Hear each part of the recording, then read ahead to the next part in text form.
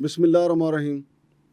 वफाकी दारुल हुकूमत जो कि पूरे मुल्क का एक मॉडल शहर है, लेकिन यहाँ भी आवाम के साथ वही सलूक किया जाता है जो दूर अफ्तादा जो हमारे देहात हैं वहाँ पे होता है। अब यहाँ पे चूँकि डेंगू आ जाता है रावलपिंडी में भी और इस्लामाबाद में भी। वैसे तो बारिशों की वजह से पूरा पाकिस्तान जो है वो सैलाबी आफत की जद में है, यहाँ भी सैलाब आए हैं। लेकिन मसला ये है कि हमारी जो इंतज़ामिया है यहाँ पे कोई 11 के 1 दर्जन के करीब एसी साहबान हैं और मजिस्ट्रेट की भी एक फ़ौज ज़फ़र मौज यहाँ पे मौजूद है और सब के सब अपने धंधे पे लगे होते हैं। हमारे जो चीफ कमिश्नर हैं वो चेयरमैन सीडीए भी हैं, मोहम्मद अली रंधावा साहब। अब 14 अगस्त से पहले एक वारदात हुई, मैं तो इसको वारदात ही कहूँगा, कि एक एसी साहब जो हैं ब्लू एरिया में कुछ दुकानदारों को पकड़ के ले गए। अब दुकानदारों ने ये कहानी खोली कि जी जब हमें पकड़ के ले गए और हवालात में बंद कर दिया तो वहाँ जाके कहते हैं कि जनाब इल्ज़ाम उन पे भी यही था कि जी आपकी शॉप के सामने, दफ्तर के सामने पानी खड़ा हुआ है और यहाँ से कभी इम्कान है कि डेंगू की पैदाइश होगी, डेंगू का लार्वा यहाँ पे होगा। उनको उठा ले गए और थाने में बंद कर दिया और वहाँ पे उन्होंने बताया जाके इन्हीं हमारे ज़िला इंतज़ामिया के अफसरान उनसे कि जी हम आपको बाइज़्ज़त छोड़ देंगे, आप 14 अगस्त की जो झंडियाँ बत्तियाँ जो हमारे खाते में हैं वो आप लगाएं। अब ये देखें जुल्म ये है कि एक तरफ तो ये पैसे ले लेते हैं सरकार से, यानी ज़िला इंतज़ामिया के यही अफसरान जो हैं सरकार के खाते में डालते हैं कि उधर से पैसे ले लेते हैं और दूसरी तरफ ताजरों को मजबूर करते हैं कि जी आप झंडियाँ और आप ही बत्तियाँ लगा के दें। ये उनका रिकॉर्ड पे बयान मौजूद है जिनको इन्होंने पकड़ा था डेंगू की आड़ में। और अब एक ताज़ा तरीन वारदात इन्होंने जनाब G11 में की है, मुसर्रत आर्केड में। अब मुसर्रत आर्केड का वहाँ पे एक जो मुलाजिम है वो ना तो छत का कंट्रोल उसके पास है, वहाँ पे किसी दरवेश सिफ्त बंदे ने प्याले में पानी रखा हुआ था छत के ऊपर ताकि चिड़ियाँ परिंदे बाकी जो हैं वो पानी पीते रहें। और वैसे भी हमारे बाओजदाद भी कहते हैं, हमारा दीन भी कहता है कि अल्लाह की मखलूक के लिए आसानियाँ पैदा करो। तो ये उस लड़के ने आसानियाँ पैदा नहीं की थी, लेकिन मुश्किलात उस बच्चे के लिए पैदा हो गई। ये आसानियाँ किसी और ताजर ने पैदा की थी, जिसने पैदा की थी उसने भी कोई बुरा नहीं किया, लेकिन यहाँ से गए जनाब एसी साहब, उन्होंने कहा जी छत तक का दरवाज़ा खोल दें। ऊपर उन्हें कुछ नहीं मिला, ना कोई टायर मिला, ना कोई पानी खड़ा हुआ मिला। उनको एक प्याला पड़ा हुआ मिला जिसमें पानी पड़ा हुआ था जो परिंदों के लिए था। अब उन्होंने इल्ज़ाम लगाया कि ये पानी जो है ये लार्वा पैदा करेगा, गा का सीगा लगा के उन्होंने उस बच्चे को जिसने उनको वो ताला खोल के दिया था छत का, उसको हिरासत में ले लिया, जाके हवालात में बंद कर दिया। मेरे साथ स्टूडियो में इस वक्त मौजूद हैं जनाब अरशद खोखर साहब जो बहुत सीनियर जर्नलिस्ट हैं। असल में उनका कमाल तो ये भी है, पहले भी 2-3 दफ़ा हमारे प्रोग्राम में वो तशरीफ़ लाए हैं कि वो तजावज़ात के ख़िलाफ़ बहुत हैं। और जो उनके साथ जो मुतासरा ताजर हैं जनाब अमजद डार साहब, वो भी तशरीफ़ लाए हैं जिनका मुलाज़म गिरफ़्तार किया गया है। कहानी तो उन्हीं से सुनेंगे कि ये जो डेंगू की आड़ में डेंगा काम हो रहा है, ये कौन रोकेगा? ये डेंगापन जो है हमारी ज़िला इंतज़ामिया का, इसको कौन रोकेगा? ये वारदातें हैं सीधी सीधी। अब अल्लाह ने इनको अख्तियार दिया है, ये डेंगू की आड़ में अपनी दिहाड़ियों पे लग गए हैं। पुलिस भी तंग है इनसे।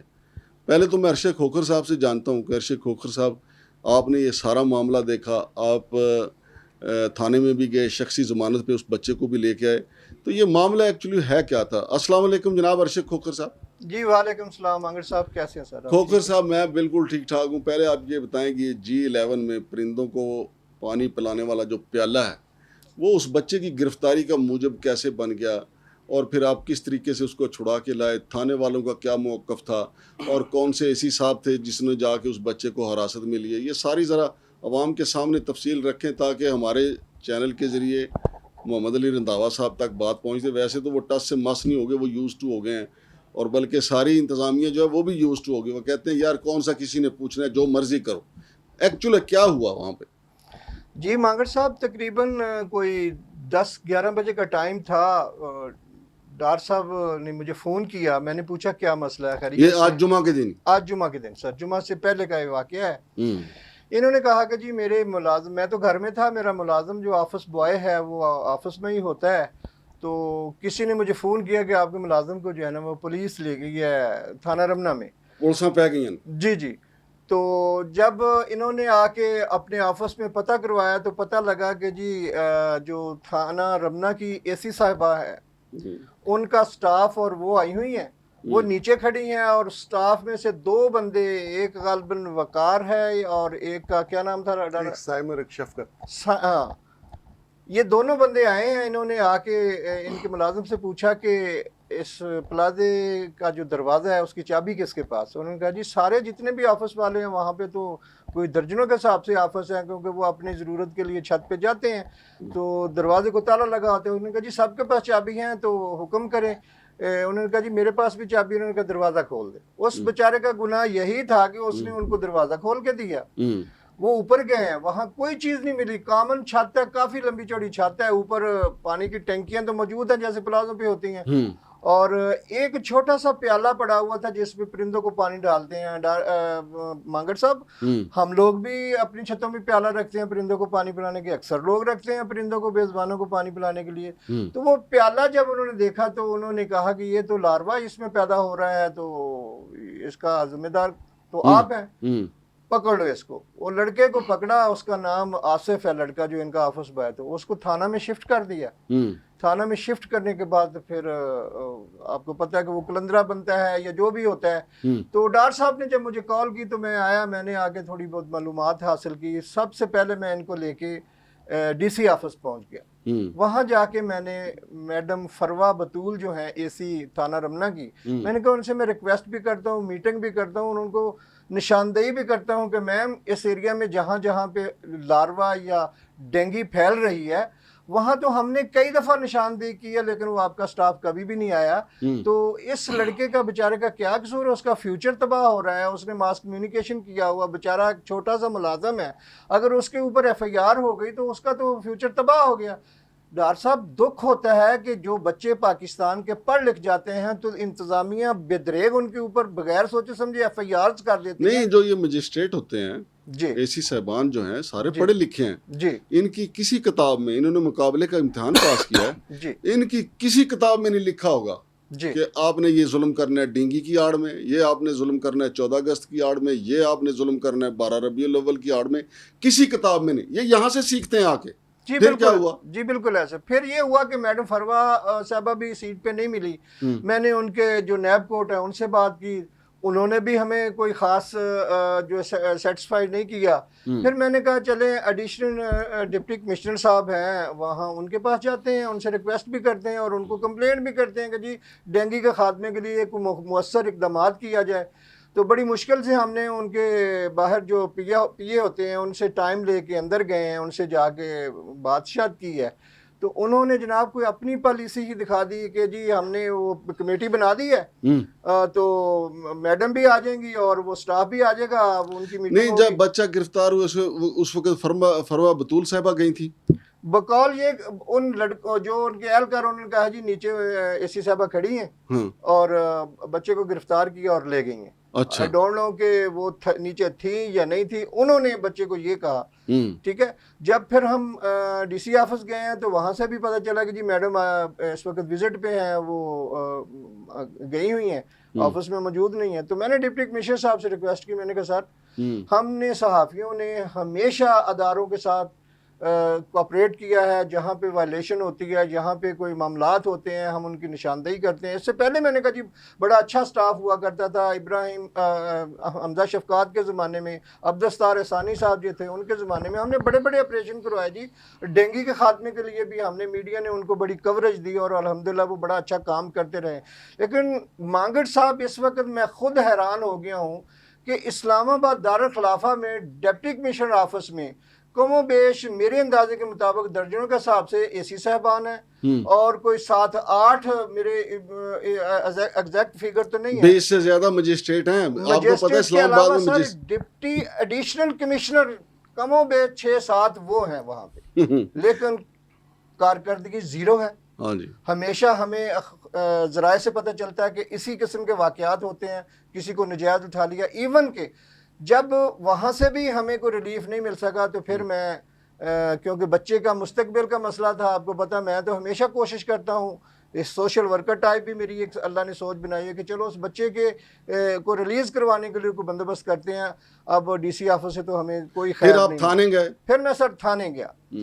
थाने जाके मैंने SHO साहब से रिक्वेस्ट की कि ठीक है जी कानून ने बच्चे को उठा लिया, लेकिन वो बेचारा भूखा प्यासा बैठा हुआ है, अगर आप अलाउ कर दें तो हम शख्सी ज़मानत पे इस बच्चे को ले जाते हैं।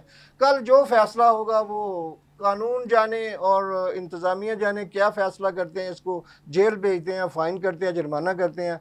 ज़्यादातर ये शिकायतें भी मिली हैं डॉक्टर साहब कि अक्सर लोगों को ऐसे उठाया जाता है और उनको फिर एक थर्ड पार्टी के ज़रिए उनसे जुर्माना वसूल किया जाता है। बल्कि एक इंक्वायरी मैंने लगवाई फिर इससे पहले एक केस में कोई 8 लोगों को पकड़ा, उनसे इन्होंने 8-8 हज़ार रुपया वसूल किया और उनको रसीद तक नहीं दी। जब वो इशू मैंने हाईलाइट किया तो शाम को वो रसीदें भी कट गई।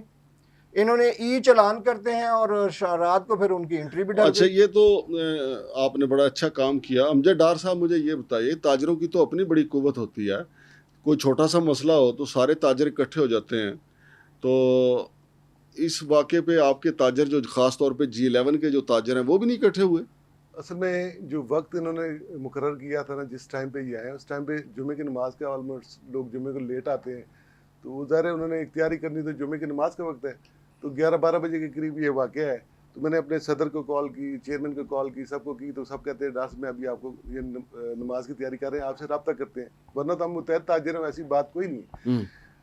मैं इस्लामाबाद में गुज़श्ता 36 साल से बिज़नेस कर रहा हूँ, मेरी पैदाइश भी इस्लामाबाद की है और ऑलमोस्ट यानी 50-55 साल मुझे हो गए इधर बिज़नेस करते हुए, या तालीम भी मैंने यहीं से हासिल की, इधर अच्छे कॉलेज से तालीम हासिल की। उसके बाद मेरे वालिद साहब ने मुझे कहा कि ऐसा करो यार, तुझे बाहर भेजते। मैंने कहा नहीं, मैंने पाकिस्तान में रहना है, पाकिस्तान में कारोबार। नहीं डार साहब, मुझे ये बताएं, जी जी, ये जो परिंदों के लिए पानी है, G11 के जो बाकी प्लाजे हैं मैंने वहाँ भी देखे हैं। जी जी, ये हमारे अपारा में भी पड़े हुए हैं, इवन जिस बिल्डिंग में हमारा दफ्तर है, मसावात बिल्डिंग, यहाँ भी लोगों ने रखे हुए हैं। जी जी। तो ये अब इसमें इन्होंने, इनके पास कोई ऐसी चीज़ या आला था जिसको इन्होंने लगा के चेक किया, जिससे पता चला कि यार इस प्याले में लार्वा है? कोई ऐसा तकनीक थी इनके पास? आला शाला कोई नहीं था। वो जो 2 बंदों के नाम लिए ना अभी अपना खोकर साहब ने, वो बेसिकली क्लर्क है, ठीक है। अब क्लर्क है, उनकी क्वालिफिकेशन का आप नहीं, क्लर्क तो बजाते खुद एक बहुत बड़ी लेबॉर्ट्री होता है। लेबॉर्ट्री तो होते हैं। तो वो प्लाजे की छत पे गए हैं लड़के से चाबी लेके, वो चाबियां हमने इसलिए डिस्ट्रीब्यूट की हुई हैं कि सिक्योरिटी पर्पस में ये होता है कि कोई बाहर का अननोन बंदा ऊपर ना जाए, सिर्फ हम प्लाजे वाले ही ऊपर जाए। तो वहाँ पे कुछ भी नहीं है, बिल्कुल साफ छत है। नहीं, तो देखें जो क्लर्क है ना, देखें मुझे आपकी बात से इत्तेफाक है, जो वो 2 क्लर्क ऊपर गए हैं ना, जी जी, अगर वो आके ये कह दें या अदालत में कह दें, जी जी, क्योंकि देखें उनकी सरकारी हैसियत तो है, जी जी, मैं इसलिए कह रहा हूँ कि वो लेबॉर्ट्री है, अगर वो कह दें कि जी उस प्याले में ना सिर्फ डेंगू था बल्कि उसमें मलेरिया भी था, बल्कि छोटे छोटे सपोलिये भी थे जो हमने मौका पे तल्फ कर दिए, जी जी, तो यहाँ आवाम की कौन सुनेगा यार? आपकी कौन सुनेगा यार? वो दो लेबॉर्ट्रियाँ जो क्लर्क लेबॉर्ट्रियाँ ऊपर गई हैं, या तो मैडम जाके खुद देखती, कोई डॉक्टर ले जाते ऊपर, जाके उस पानी का मुआयना करवाया जाता, लेबॉर्ट्री भेजते कि यार इसमें लार्वा है भी या नहीं। और अच्छा, जहाँ लार्वा है, जहाँ लोग बीमार पड़ रहे हैं, डेंगू ने जहाँ तबाही मचा रखी है, वहाँ जाता कोई नहीं। जाता कोई। बिल्कुल आप सही फरमा रहे हैं। तो अब ये कि चाबी लेके ऊपर गए हैं, ऊपर जाके तो या तो कोई लेबॉर्ट्री वाला कोई इंस्ट्रूमेंट होता है, जैसे दूध चेक करते हैं तो ये डाल के चेक करते हैं कितने रेशो पानी की है तो कितना दूध की है, तो ऐसी कोई चीज़ नहीं थी, कोई चीज़ उन्हें मिली नहीं। लड़का मुझे कहते जी, जिस तरह वो टेलीफोन पर उसने मुझे बताया कि वो मुझे कहते हैं जी तुझे थाने लेके जाते हैं तो तुम अपने बॉस से बात कर लो। तो अब मुझे यहाँ से आपकी मांगड़ साहब वो बात समझ में आती है कि जैसे ब्लू एरिया के ताजर उन्होंने पकड़े, तो मेन उन्होंने रेवेन्यू इकट्ठा करना है। उन्होंने कहा कि आप बॉस को ले आते हैं तो लड़के को छोड़ देंगे, मुझसे कोई पैसे निकलवाने के चक्कर में शायद एक सिलसिला हो सकता है, पॉसिबल है, मैं कुछ भी हो सकता है। आपकी अभी जो रिसेंट आपने बात की, इस बात से मुझे ये हुआ कि वो गरीब आदमी जो उनसे मेरे पास छोटा था, मैंने उसको मास कम्युनिकेशन में मास्टर्स मैंने करवाया, ठीक है, वो गरीब घर का है, वो यतीम बच्चा है। अच्छा, तकरीबन साफ़ी है? हाँ जी, तकरीबन साफ़ी है और यतीम घर का बच्चा है। तो उसको मैंने इसको कहा यार तू मैट्रिक के बाद मेरे साथ यार पढ़ ले, ओपन यूनिवर्सिटी से पढ़ ले। उस बेचारे ने साथ पढ़ा, सारा सिलसिला किया। अब मैं उसको अपना यानी ऑफिस बॉय कंसिडर नहीं करता, मैं समझता हूँ मेरा बच्चा ही है। नहीं, आपका बच्चा ही है, चले। ये जो उसकी गिरफ्तारी हुई है ना बेगुनाह, थोड़ी उसकी तरबियत हो गई है। साफ़ियों के लिए ये रोज़ का काम है। देखिए उसने तो अभी सहाफ़त शुरू नहीं की तो गिरफ्तारी दे दी है, तो उसको थोड़ा सा और ज़्यादा समझ आ जाएगी कि सहाफ़त करने के लिए उसके अंदर और हौसला पैदा होगा। तो बहुत शुक्रिया जनाब अमजद डार साहब, जनाब अरशद खोखर साहब, जनाब चेयरमैन साहब, आपसे गुजारिश ये है कि या तो जिस तरह देखें एक आला होता है पानी को चेक करने के लिए, वो फ़ौरन बता देता है कि इसमें कितने जो है फ़ीसद पानी शफाफ है और कितने फ़ीसद जो है वो गंदे इसमें मिनरल्स हैं। इसी तरीके से या तो इन क्लर्कों को कोई ऐसा आला दें कि जो फौरी तौर पे जो ताजरों को भी मुतमिन करे, जिसको आप मुलज़म ठहरा रहे हैं उसको भी मुतमिन करे कि वाकई यहाँ लार्वा पैदा हो रहा है। ये क्या हुआ कि 2 क्लर्कों ने कह दिया जी यहाँ लार्वा पैदा हुआ, फिर इससे पहले ये 14 अगस्त से पहले आपके सामने है कि उन्होंने कहा कि हमें इन्होंने कहा कि 14 अगस्त की झंडियाँ और 14 अगस्त की जो बत्तियाँ लगनी हैं, मिर्चें जो लगनी हैं, लाइटें जो लगनी हैं वो आप लगाएं तो हम आपको डेंगू वाले केस से बिल्कुल बरी कर देंगे। ये हमारा प्यारा पाकिस्तान है यार, आप किस तरीके से कानून को मुंह की नाक बना रहे हैं। और यार चलें, यहाँ आपने किसी को जवाब नहीं देना, अल्लाह को तो आपने जवाब देना है या नहीं देना। एक बेगुनाह बच्चे को उठा के आपने जेल में डाल दिया। फिर मुसर्रत आर्केड में कितने और मुसर्रत हैं, कितने और लोग वहाँ पे मुसर्रत के साथ कारोबार कर रहे हैं। आपने एक बच्चे को तलाश किया और मैं कहता हूँ कि बाकियों के साथ भी नहीं होना चाहिए था, लेकिन आपने उस बच्चे को जिसने आपको छत तक की रसाई दी, आप उसी को उठा के खानापुरी के लिए ले गए कि पीछे कोई तो आएगा। अब मैं ताजरों से भी कहता हूँ जाके सीधा ठेका मारें जाके उनसे कि भाई जी दसो कितने कितने लाइटां लगन वालियां ने, बंदे चाने छड़ दो।